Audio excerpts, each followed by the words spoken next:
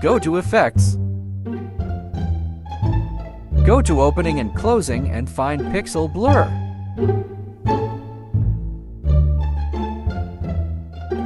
Put it on for microsecond.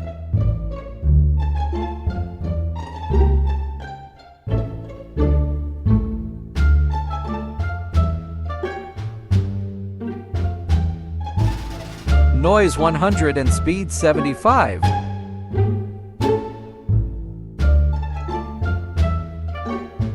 Copy it to times.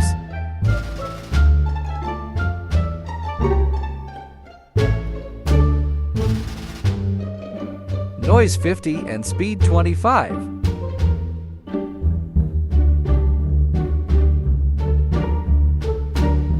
Copy it one time.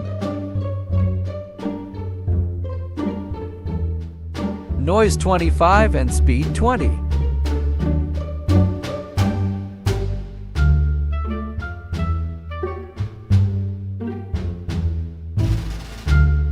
Now go to Trending or Nightclub and select Shake. Do it like what I did with the Pixel Blur.